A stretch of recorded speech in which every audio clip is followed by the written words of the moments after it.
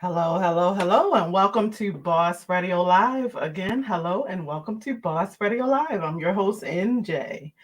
And we were having a little bit of technical difficulty there. So I hope you all got my message and are hanging in or coming back if you didn't hang in. But we have Morgan McCarver with us today. Again, we have Morgan McCarver with us today, an amazing artist. But you guys, in case you didn't hang around, we're going to give you a minute to come back. So we will be getting started in just a minute. A great show coming up. It's Boss Radio Live with NJ, your three-dimensional podcast.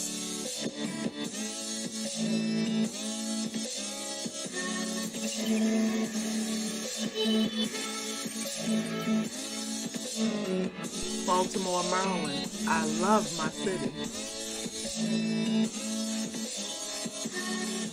Wow. You have to have balance. Mother's Day extravaganza event being held by LUC Lois Button Culver. Come meet me today at the Spirit Center.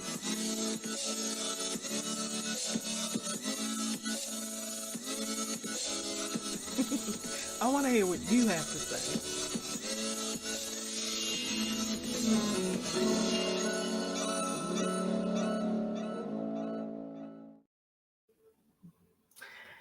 Again, welcome to the show. This is Boss Radio Live. Everyone, glad to be here today for another fabulous Friday show. Today, I have Morgan McCarver with me. She is an author and an award-winning ceramic artist. And we're going to hear more about her very interesting book. I really wanted to talk about that. But if you don't know her or have never heard of her, here's a little bit of information about Morgan. Morgan McCarver is an award-winning ceramic artist and author. After scoliosis surgery made it impossible for her to dance, she directed her creative energy and discovered a passion for clay. After receiving a degree in ceramics, Morgan established her business Morgan McCarver Porcelain in 2019 and has studios in North and South Carolina. Her work has been featured in galleries and exhibitions across the U.S. In 2023, she became a recipient of the North Carolina Arts Council Support Grant. Morgan's faith is important to her, and she's active in ministry as a youth leader. And her faith in artistry culminated in the creation of her book, God the Artist, an inspirational account of the aspects of pottery and how it is referenced in the Bible. Morgan is honored that God is allowing her to share her story to further his kingdom.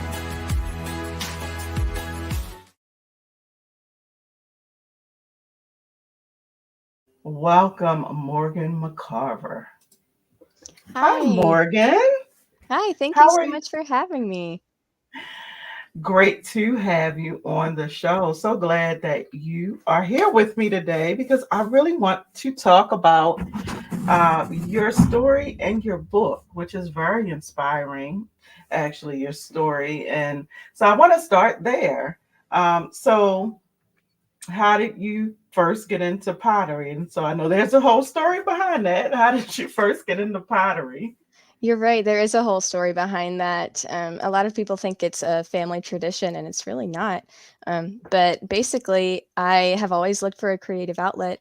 And for a while, that was dance. And I danced competitively, and that was my passion. But I had scoliosis spinal fusion surgery when I was 14 years old.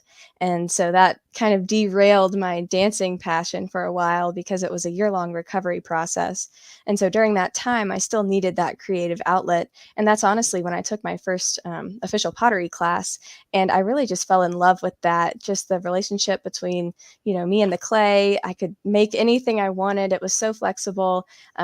And it was just such a great experience. I just kept signing up for more and more classes. And eventually I did go to school for that. I got a degree in ceramics. Awesome. So you didn't just stop with the degree. You've been on a whole journey here. I And have. so wanted to talk a little bit about that, including the award-winning part. Uh, so let's go there. So I know you've had exhibitions and shows all over the place. And so where did all this award-winning artistry start? It really started when I was graduating college. I love that kind of rigorous academic experience. And so I would just apply for things. And honestly, I wouldn't think too much about, like, well, what if I get it? What if I don't get it? I would just read the description, see if I got it, if I could, fulfill that obligation, whatever that might be, shipping my work or setting up an exhibition. And then I would just try. I would just apply for things. And of course, I got rejected all the time. I still get rejected, but those wins that I've gotten have led to some pretty amazing experiences. Well, it's a lesson in that all by itself. Taking rejection in a whole different way, right? Yeah. Uh, and so now you have turned this into a whole business, and not just that, you have multiple locations, which is amazing. So we know that didn't just happen overnight. You're right. It may look like that on the outside, but we know that that's not what happened. So talk a little bit about that and how you kind of made that happen.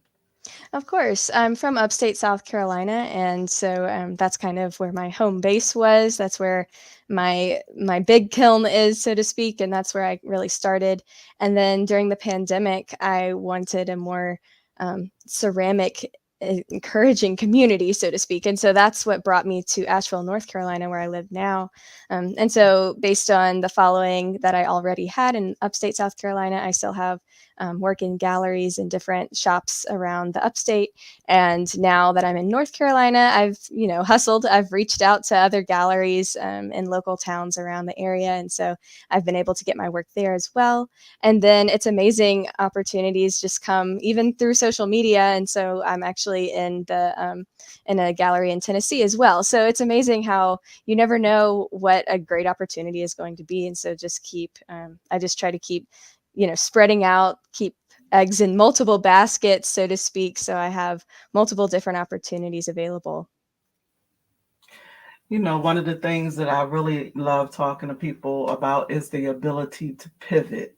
And when I was just reading your story, I was like, she's like a master of this at this point, the master of the pivot.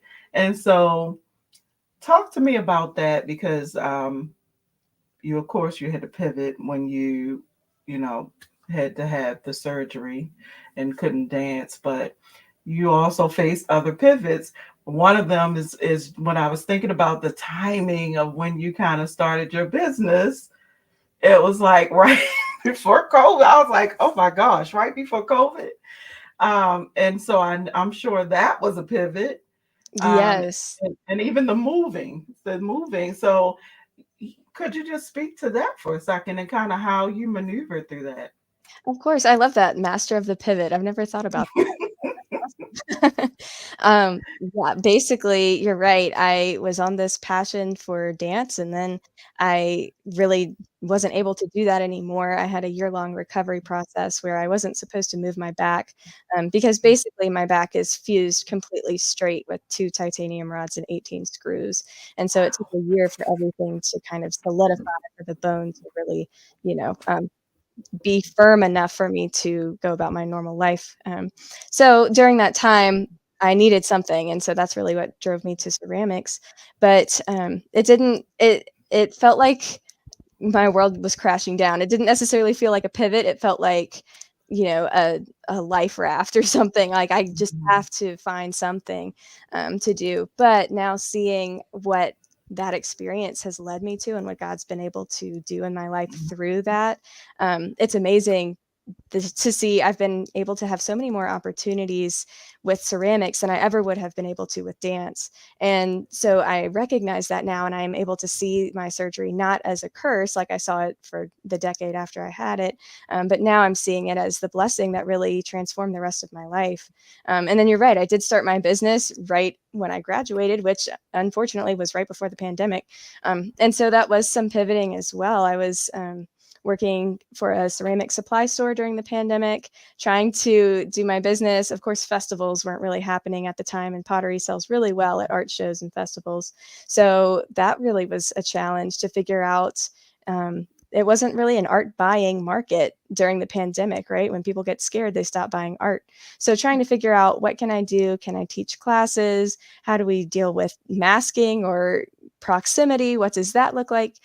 So I've done some online classes, like offering videos where I teach, and there's been different things. But honestly, during the pandemic, when I moved up here to Asheville, North Carolina, it was to pursue my craft under the guidance of a studio potter. So I was able to have that degree, but then also get that real world experience working for a potter, seeing how she runs her studio, seeing how she runs her website. How do you do online sales? What does that look like? And so that opened up a whole new world for me of wholesale that I had never really experienced before. But it's allowed me to be able to sell my pots around the country, honestly, and have that kind of consistent order coming through, that I know every month someone's going to put in that repetitive order that I can ship out, Mhm. and have that steady income coming in that way.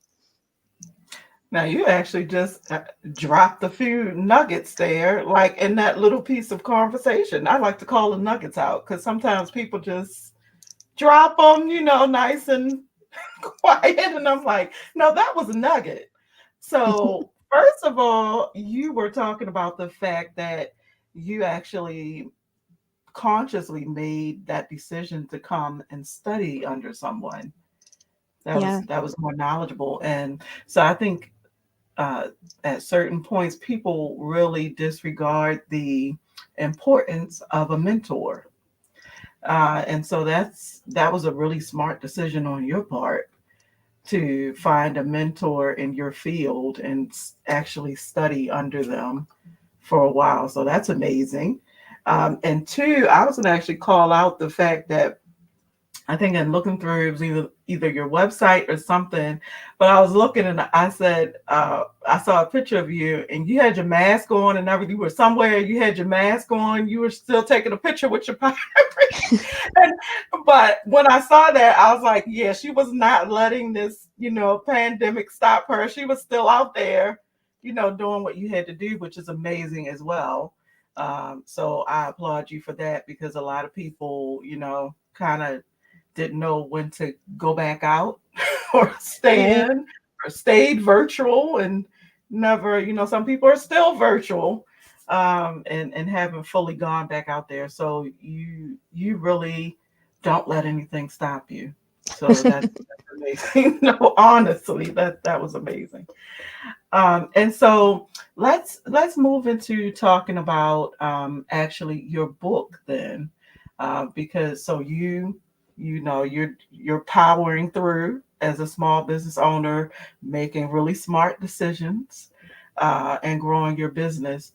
And now you decide you want to write this book. So first, I want to talk about what actually led you to do that. Yeah, basically, it was kind of upon me graduating again. A lot of things were kind of culminating at that same time. And I was realizing that I was about to lose this ceramics community that I had had for 4 years. And it was a great community where we would bounce ideas off of each other. We had, of course, the professor was there to mentor us, and I was about to lose all of that. And so at that point, I am a Christian. And so I noticed all of the Bible verses that talked about pottery. And I just thought there's got to be some kind of devotion book where I could kind of get that sense of community reading about pottery in God's word. And there really wasn't a devotion book that I could find that really talked about that. So at that point, the Holy Spirit just kind of whispered that I could start working on it. And I had never written a book. I never really thought that that was something I was going to do. But I started. I started writing things down and reading through the Bible. I had never read through it all the way through. So I started that in 2019, trying to figure out how many pottery Bible verses are there. And based on my ceramics background, what is the true symbolism? You know, we get the surface level symbolism, but knowing the techniques and the tricks to clay, what is that deeper symbolism that God's putting in this? And so I had a rough draft in 2019. I tried to get it published. Thankfully, it was rejected. One publisher basically told me I could pay a lot of money to self-publish, and I was fresh out of college, so I didn't have that kind of money. And thankfully, it was rejected because it was a really rough draft, and I just didn't have the experience at that time. And that's what I was praying about. You know, what, Lord, if this is really from you, what am I supposed to do with this? And so I just felt like He was telling me to wait and gain more experience. Honestly, I thought that meant decades down the line. I thought, you know, I'd be retired, old and gray, maybe had been a teacher for decades. Who knew? But no, it was just a couple of years later. And so in January of 2023, I had some spare time up in the cold mountains of North Carolina. And so I just rewrote that manuscript. And one publisher reached out, they picked it up. And so it was traditionally published. And as they say, the rest is history. It's just been an amazing experience. That's really awesome. And you know, when you're talking, you know, it sounded like, oh, things just really worked out well for her. But I'm A sure it lot of was not hustle. not right. Yeah. Yeah. It's a lot of Not like, questioning, a lot of doubting, a lot of hustling. Yep. and we actually all go through that. And so you were talking about, you know, your faith. And so throughout this, you know, whole thing and everything that you've gone through, I could really see where faith was playing a definite role in your life. And so, can you talk about that and how faith played that role throughout all of these kind of things that you had to go through, these experiences that you had to go through, and kind of, you know, decisions you had to make. Of course. Yeah, I honestly, I became a Christian when I was about 7 or 8 years old, but it was really my parents' faith at that point because they were the ones driving me to church or choir or whatever we were doing, and I didn't know I could say no, and I enjoyed it. So I went. But my faith really became my own when I was preparing to have this surgery. And honestly, I was praying for miraculous healing. I knew that the surgery was coming about a year in advance, and I was just praying that the Lord would heal me, because there are those stories in the Bible, and I've even heard firsthand accounts today of people who are healed miraculously still. So I was praying for that, and obviously it didn't happen, and I didn't know why. And so for 10 years after my surgery, I was really just, going through the motions. I was remaining faithful in God. He was remaining faithful to me, but I didn't understand the purpose of my life. And so that was constantly my prayer. And I was just trying to figure out, Lord, why did you give me this experience? Why did I have this surgery? Why am I drawn to pottery? Why are you doing all of this? Why am I this way? Um, and that went on for 10 years, me just not understanding what was going on and honestly being a little bit bitter about it because I wanted to make a difference. I wanted to have a purpose. I wanted to know what I was supposed to do and why I was here on this earth. And I felt like the Lord was silent. He wasn't telling me what that was.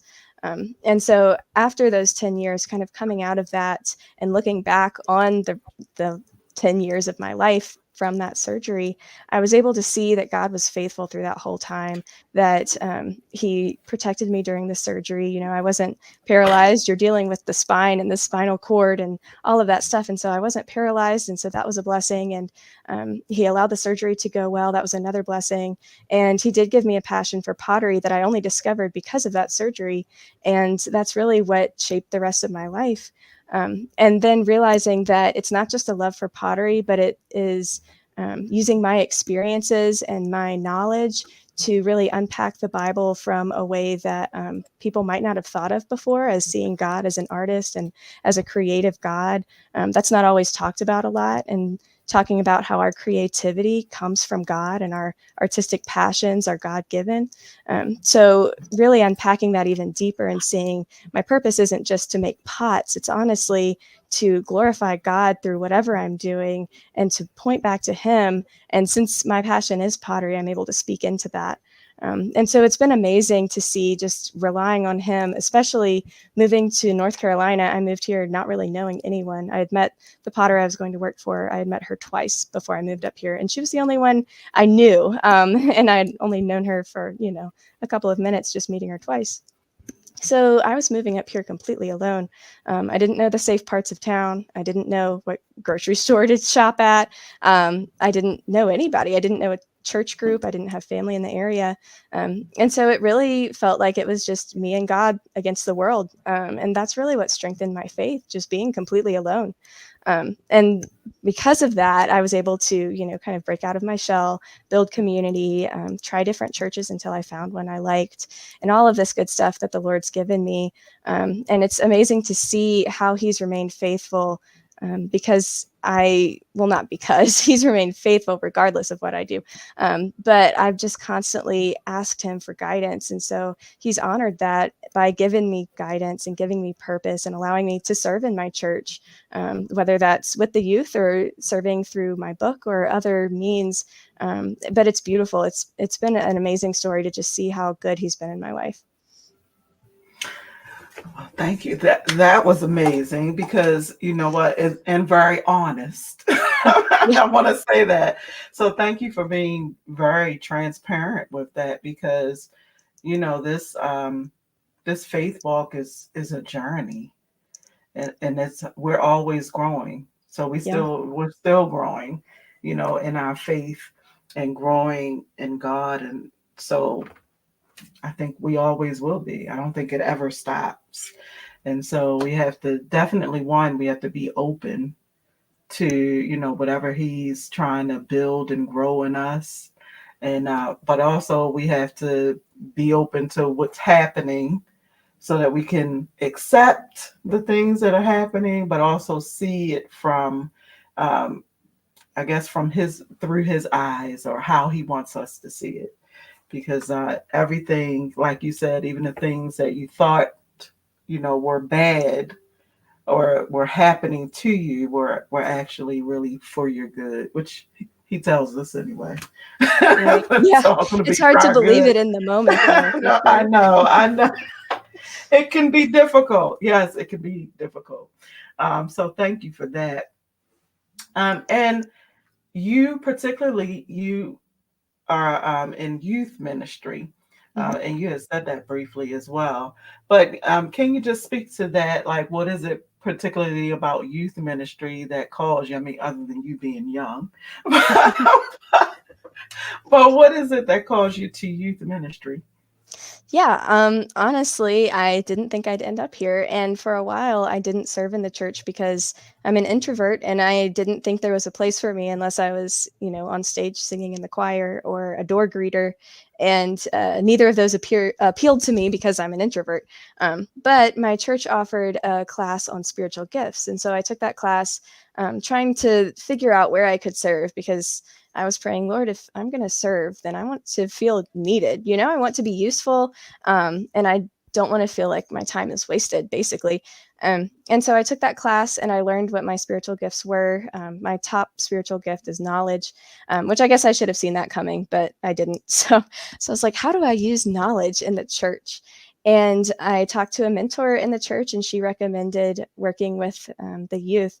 And so I'm with the 7th grade girls, and it's really amazing to just encourage them and to see them asking questions and knowing God deeper. And they're really coming out of that children's ministry still, so they're really starting to understand this deeper meaning of their faith, and just being there for them.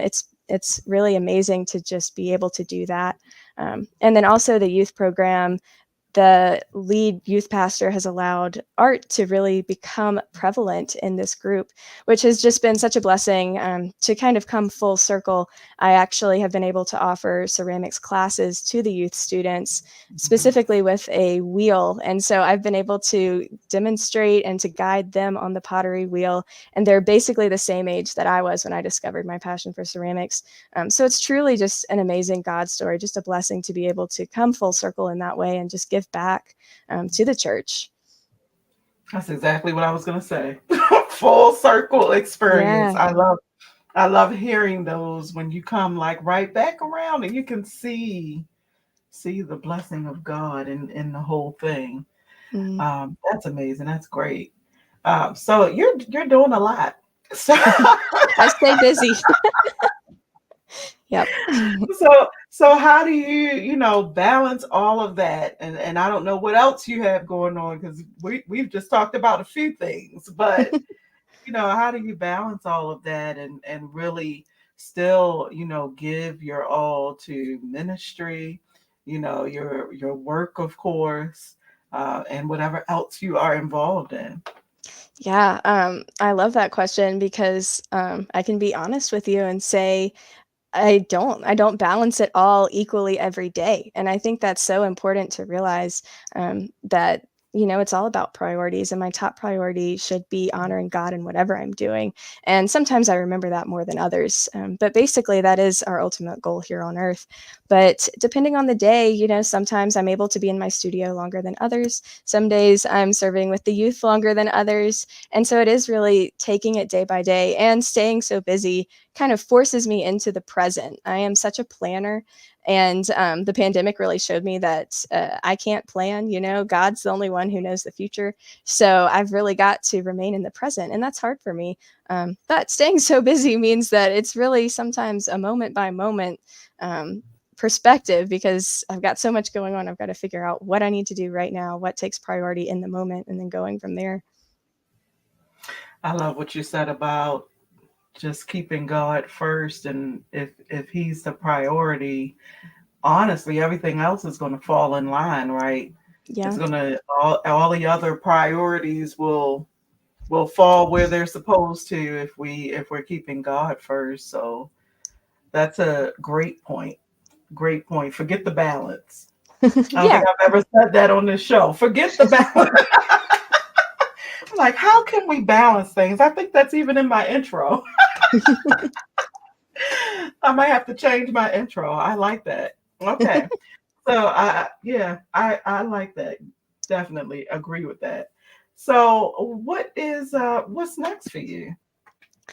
Ooh, I've got a lot of good things coming up. I do a residency in Blowing Rock, North Carolina. It's about 2 hours away from me. And so I've been invited back for the third year in a row. So I'll be doing that coming up. I've got a couple solo exhibitions, one going right now, one coming up next year. Still promoting the book, of course, still speaking in different events. And I've actually got an event coming up. I believe it's in July, a virtual speaking event. So I'll be doing that.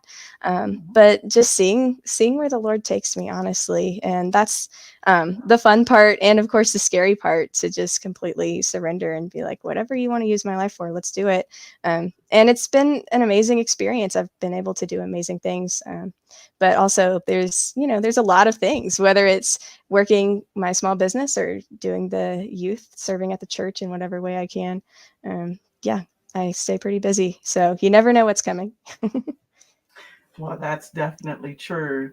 And for those of you who want Morgan's book, they can just go to your website, right? They Pick can, that up. yeah. It's traditionally published, so I have all those links to whether that's Barnes and Noble, Target, wherever you want to buy online. You can do it that way. And then also on my website, you can shop my pottery as well. Now, you said that, and I didn't say too much about that, but that's actually a topic that people love talking about for whatever reason, because not a lot of people get traditionally published. It's not like Yeah, people want to, but it doesn't happen for a lot of people, and so that was a blessing as well. it I guess just was. be in line with the Lord, and you'll get your. No, let me stop. Yeah, But honestly, I was just praying, Lord, if you're going to do this, then you're going to have to do it because I don't know what I'm doing. And so I reached out to multiple publishers, and only one reached back out to me. And so that was completely all God taking care of that. And they've been great to work with. And it's been truly an honor to have them kind of back me and my book and all of this. so that's amazing and such a blessing too. Well, congratulations on all of your success, Morgan. And you guys can check out her beautiful artwork. As she says, she can, sell her artwork all over. So you can Yeah. go there and check it out and pick up some beautiful pieces. And your artwork is truly beautiful. I got a chance to peruse through it as well. Thank you. So, yes, yes. So, thank you so much, Morgan. It's been great having you on. And thank you for the amazing quiet nuggets that you dropped on the show. Thank you. Thank you so much for having me. This is such a great show. Oh, thank you. Thank you. Well, you guys, it's been another one, but we want to, a great show, another great show. But we want to thank our amazing guest, Morgan McCarver. Thank you, Morgan. Thanks. So, you guys, another one down for the books. And if you guys, again, if you want to check out Morgan's artwork and get her book, you can definitely check that out. And I'm going to throw that link up here one more time just so you can snatch that up. And I'm also going to put that in the chat so that you can grab it as well. Go there and check that out. So until next time, guys, it's been really, really great. We do this every second and fourth Friday. So be sure to come back then and check us out. We'll be right here. It's been great. Until next time, you guys, stay boss.